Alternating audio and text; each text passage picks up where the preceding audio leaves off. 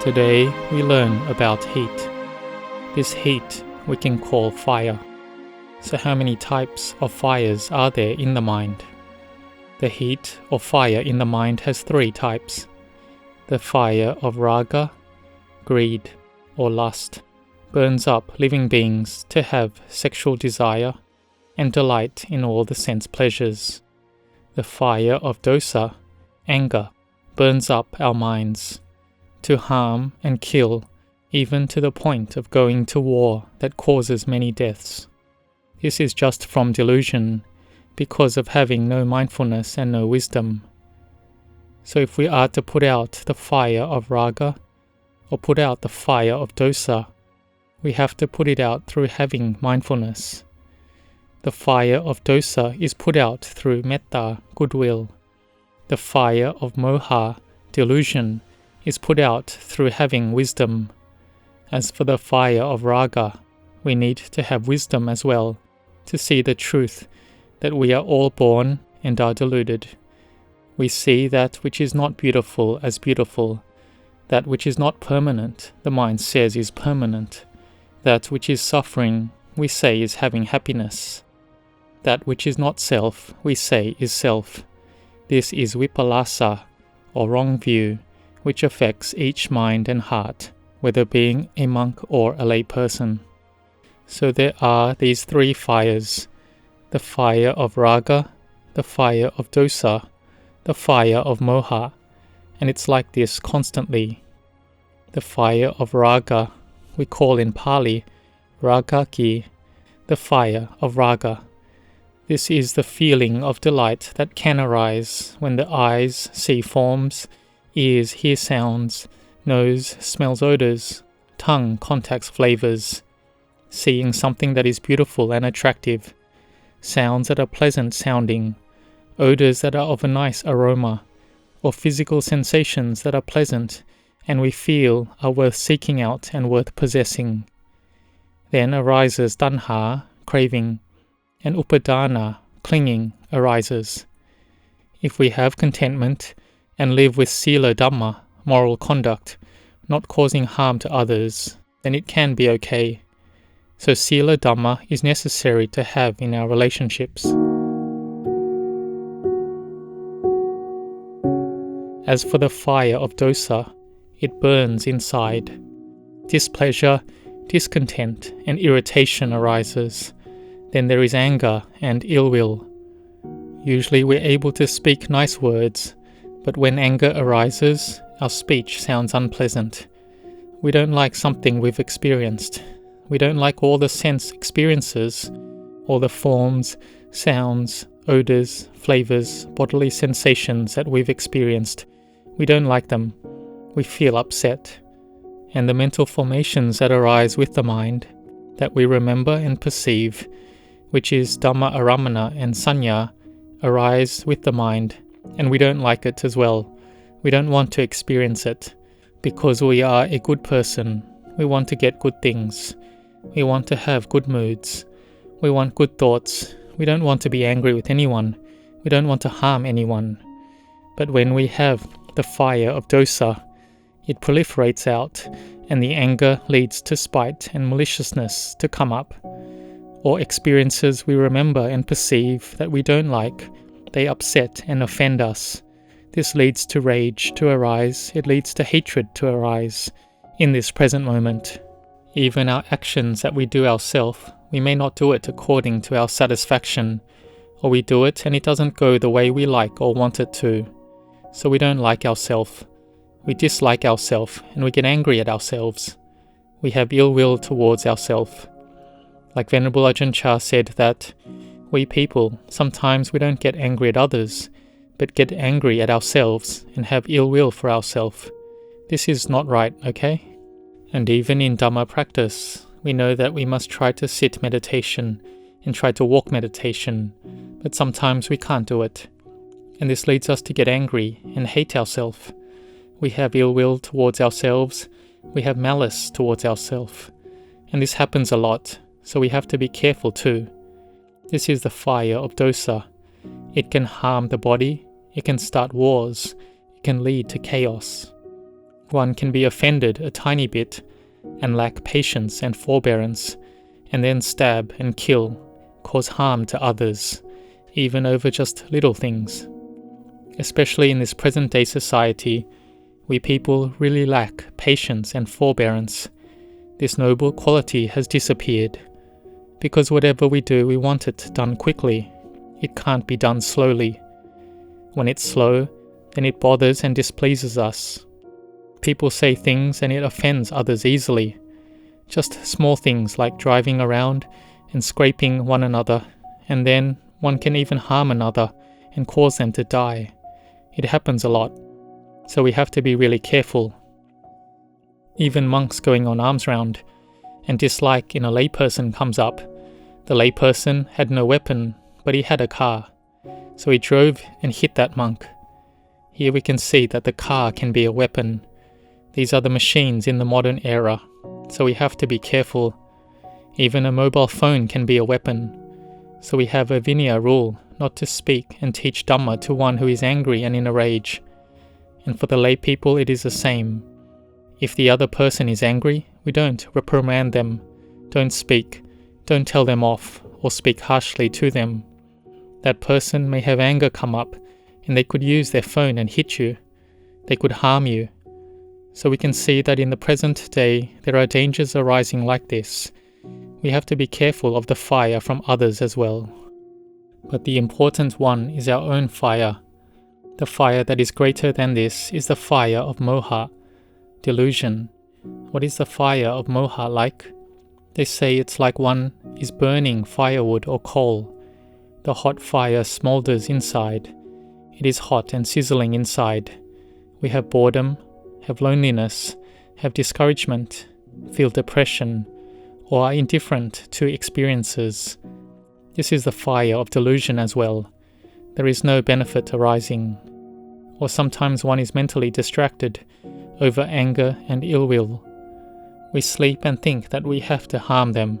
We lie down all night and think over and over about it all night, just over some words that weren't to our liking. It may not even be that much, but we have to resolve it like our life is on the line. We have to stir them up and make them suffer. Like in the past, in the Buddha's time, there was a very rich man who said something that displeased a poor person who was sleeping, homeless. The rich man said something to criticize the poor person, that, "How can you sleep like this? Sleeping like this is getting in the way of others." Just that much, and the poor person got angry. The fire came up already, and he was furious. He wanted to harm that rich person, so he cut off the feet of the cows the rich person owned. Then he burnt down the kuti dwelling that the rich person had built to offer to the Buddha. But the rich person was happy that he could now offer a new kuti to the Buddha.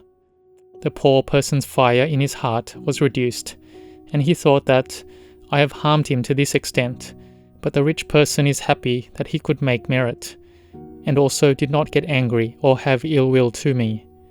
So he felt regretful. He could accept that he was the one who did it, and was in the wrong. And he asked for forgiveness from the rich person as well. So there are even extreme cases like this in regards to the fire of anger. But the fire of delusion lasts a long time. It's like the rust that corrodes our mind over a long time. It has a lot of drawbacks. And there are the fires that diminish quickly, and the ones that diminish slowly. For example, when we are angry, sometimes we can be angry for a long time. It can be a day, or even many days, until we're able to get over it. The anger has gripped the heart. In Pali it says, there is nothing that grips like dosa. Something that holds, like superglue, or something that binds this thing and that thing firmly for a long time, it says, can't compare against dosa. Dosa grips the mind and heart, and it's not easy to loosen. It's hard to release. It's hard to overcome. If it has arisen, we have mindfulness and follow and watch it first. Sometimes we have spread metta already. We have contemplated death already, but the anger doesn't release from the heart. It offends us like that. We have a sense of self, an I, a me and them. So establish mindfulness well. Right now, the fire of dosa has arisen. It has taken hold of our mind. So try to contemplate. In a little while, it's not sure, it may cease already. So we know, oh, this anger is simply just anger. It's not me. Avijja, delusion, makes our mind proliferate. And when we have phassa, sense contact, we don't like it. Then we attach to the mood of anger as being me and mine. Afterwards, the conditioned phenomena of anger will pass away according to nature. It's not us. So we follow it with knowing. We keep watching it and contemplating along with it until we're able to contemplate it more rapidly. We can overcome it so our heart can have peace and more coolness in the mind and heart arises. So we do this by having Dhamma, which is metta, compassion, sympathetic joy, equanimity, what we call the 4 sublime abidings. It is like the water that will put out the fire. It's a samadhi, concentration that will keep the anger under control. And the Buddha said that Sila Dhamma is necessary. We have Khanti Dhamma, we patiently endure. Even if anger arises a lot, we count from 1 to 100.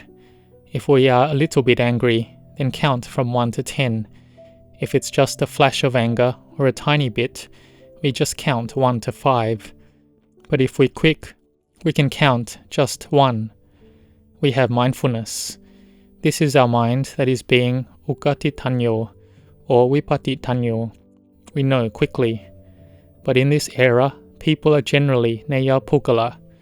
This is like we have to keep hitting and whipping the horse for it to run. If one doesn't hit the horse won't run. So our mind, we must hit and strike it often until it will practice and see the drawbacks of not practicing. So we must contemplate often. We must be careful of our mind and struggle with it. So there is a method to overcome anger. When anger arises, how to overcome it. We contemplate it. Look at what it is that one is furious about. Will it stay for long? Is it anger that comes up quickly, but goes away quickly? Sometimes we get angry, but it takes a long time to overcome it. We contemplate and see that this anger is very dangerous. If we die when we're angry, we can go be born way over there as an animal, be a hungry ghost, or drop down to hell. We have to be careful. We have to see what we're angry about. We can't have it all go our way. We don't like what we have experienced, so we have a look to see what is it that goes our way. This body of ours, we don't want it to get old. We don't want pain. We don't want it to die. But can it go according to our wishes? We can't have it our way. When we can't get our way, then what is it outside of this body that we can desire for? What can we attach and cling to? They all do not stay permanently or last forever. So we look like this. We have to train in this. And even having taught the mind already, the anger still is there. Like we can determine that today I will not get angry at anyone. I will not have ill will towards anyone. I will not harm anyone. Because the noble being, the Sotapanna, stream enterer, still has anger, has greed, has delusion, but they do not have ill will.